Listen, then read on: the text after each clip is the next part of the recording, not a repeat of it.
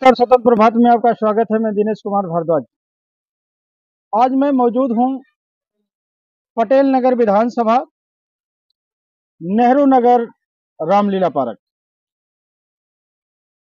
यहां पर मैं आपको बताने का कोशिश करूंगा कि दिल्ली सरकार झूठी सरकार, जिन्होंने 2014 से लेकर 2023 तक लगातार झूठी बोलते आए हैं, क्योंकि उन्होंने कहा था कि 2014 का इलेक्शन आपके जीवन में एक नई उमंग लाएगा और एक नया कीर्ति हम जनता को देंगे, नल से जल। मैं इसी मुद्दे पर बात करूंगा और आपको बताने की कोशिश करूंगा कि माननीय केजरीवाल जी, यही आपका नल से जल है क्या? इन कहनों से, इन ड्रामों से कब निजात आप यहाँ के लोगों को देंगे? बलजीत नगर, नेहरू नगर, राजस्थानी कॉलोनी, होली चौक और प्रेम नगर, ये तमाम बस्तियां जो हैं केवल टैंकर के ऊपर निर्भर हैं।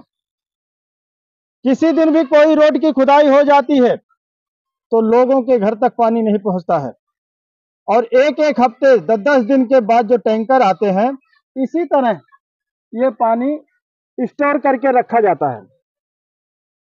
एमसीडी इन्हीं पानियों में आकर चेकिंग करती है और फिर उस गरीब असहाय व्यक्ति को चालान काटती है। इसको कहते हैं धन उगाही। एमसीडी के लोग गरीब असहाय व्यक्तियों का शोषण करते हैं। माननीय दिल्ली सरकार से मैं अपने वीडियो के माध्यम से कहना चाहूंगा कि बंद करवाइए ये सब कुछ। गरीब असहाय व्यक्तियों का जो आप शोषण करवा रहे हैं, चालान कटवा रहे हैं, धन उगाही कर रहे हैं, वो सब बंद करिए। विवश है लोग यहाँ पर, आप देख रहे हैं अपने मेरी वीडियो के माध्यम से कि कितने यहाँ पे डेली इसी तरह के। ये तो आज साप्ताहिक जो आज संडे का दिन है, तो यहाँ उन लोगों का अगले दिन सोमवार का जो दृश्य होगा वो इससे भी ज्यादा होगा।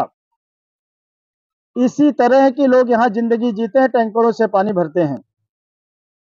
और इसी पर हमारे बीच में माननीय टीम फाटक संघर्ष समिति के अध्यक्ष एसके चौबे जी ने जो जल बोर्ड को याचिका दायर किया था, पार्टीशन किया था, उसमें माननीय न्यायालय ने उस याचिका को एक्सेप्ट कर लिया है।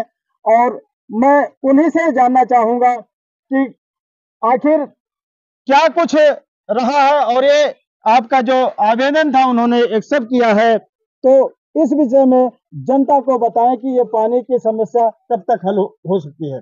माननीय एसके चौबे जी। जी नमस्कार, मैं एसके चौबे।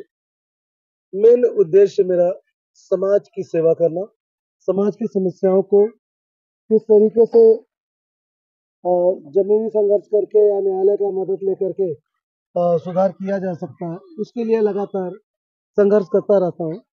उसी श्रेणी में जैसे कि प्रेम नगर फाटक पे आप देख रहे होंगे फुट ओवर ब्रिज बना, उसमें भी माननीय दिल्ली न्यायालय में जो है कि याचिका दायर करके, जिसमें हमारे वकील रहे प्रशांत भूषण जी के माध्यम से आज पुल बन करके तैयार है। और उसी तरीके से पानी की समस्या, इलेक्शन जैसे कोई नजदीक आता है तो ये सत्ताधारी पार्टियां नल से जल देने का पहले वादा करती हैं, क्योंकि वो समझती हैं कि यहाँ पे एक बहुत बड़ी समस्या है।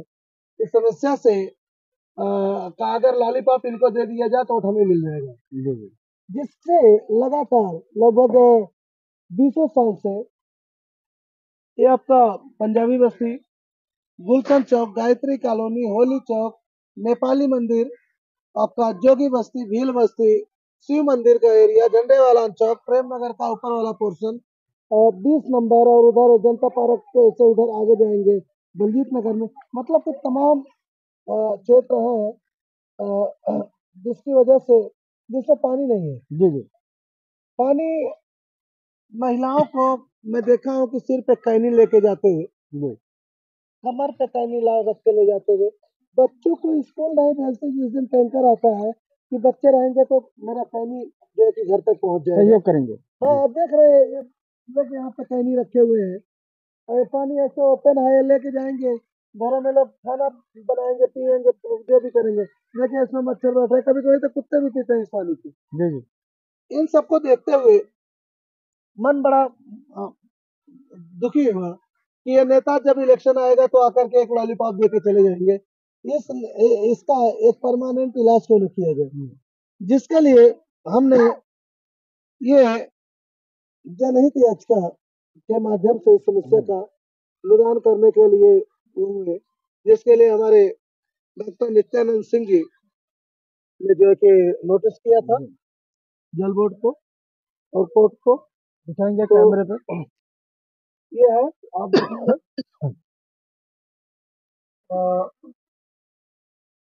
ये है, देखिएगा, एक पेज ये है, अभी इसके नीचे भी एक पेज आएगा, इसमें इसमें जो केस रजिस्टर्ड है वो जो लिखेगा, और लिखा है इसमें डी 1991/2023। जी। ये हम जो है कि एक्सेप्ट जो हुआ है ये है और अब हमारी याचिका रेफ्यू कर ली गई है, एक्सेप्ट कर ली गई है। अभी डेट इसका औपचारिक रूप से अभी नोटिस नहीं हुआ है कि कौन सा डेट में आ रहा है, लेकिन 15 दिन 20 दिन में हमें वो डिस्प्ले हो जाएगा किस डेट में हमारा डेट पड़ेगा।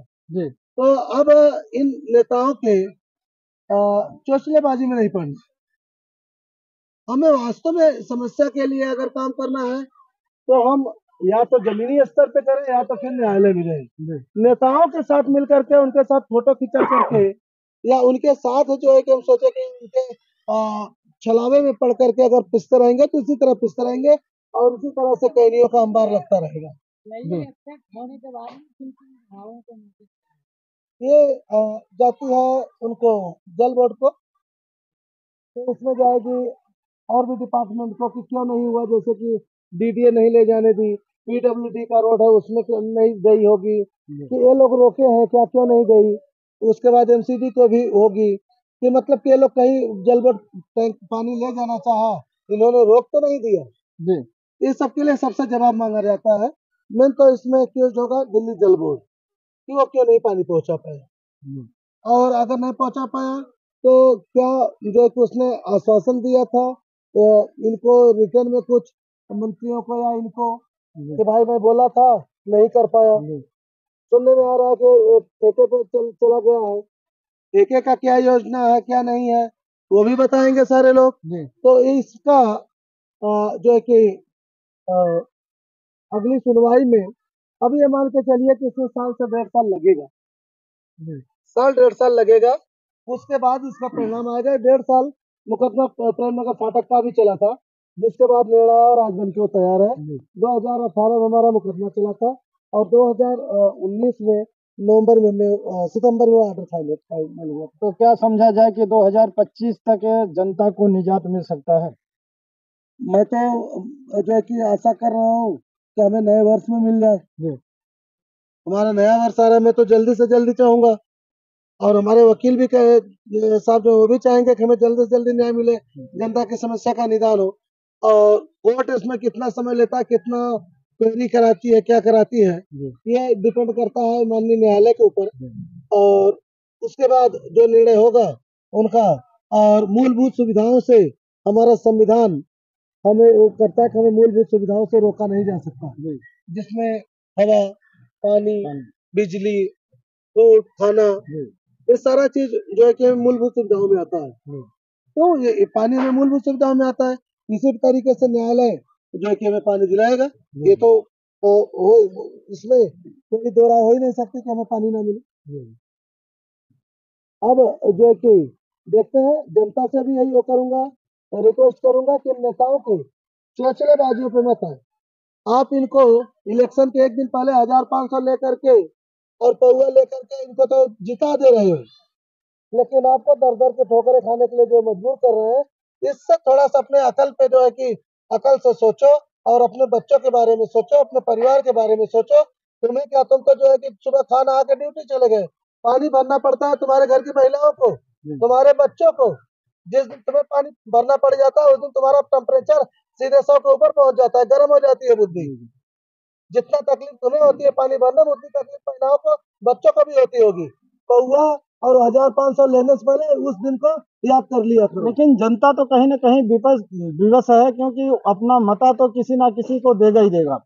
तो उस उस हिसाब से देखा जाए तो अभी इनको क्या लगता है कि मतलब हमारा काम करने वाला कोई राजनीतिक पार्टी से या जो है समाज की सेवा करने वाले, जैसे आप जो है अपने क्षेत्र में एक्टिव हैं, तो क्या आने वाले समय में आप कोई चुनाव लड़ने की तैयारी में हैं? देखिए अभी ऐसा कुछ विचार नहीं है। फिर वो पब्लिक को वोट कैसे किसको देगी? नहीं, इसके लिए जब पब्लिक अपना एक मोटो बनाए जी तब जिस भी उम्मीदवार को पकड़ा जाए उसको पकड़ा जाए कि जिससे हम काम करा सके। जरूरत पड़ने पे कॉलर पकड़ के घसीट लें, ऐसे व्यक्ति को चुनना चाहिए।